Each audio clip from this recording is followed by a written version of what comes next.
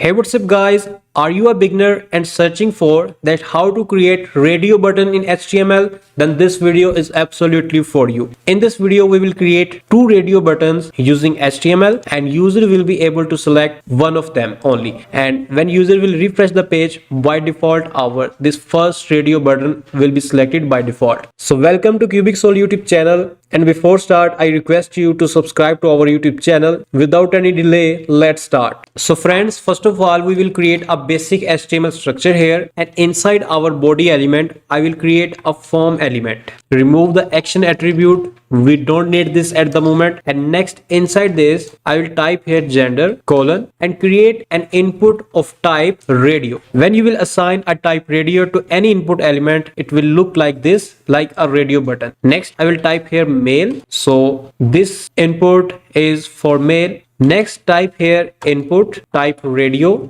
and female. Now you can see that we have two radio buttons. The one is male and female. So here is a little bit problem that user can select both options, but a person cannot be a male and female at the same time. To solve this, we have to add name attribute inside our this input element and type the same value inside this attribute, like I am typing here gender in my both name attributes. So now you can see that user will only be able to select one of them.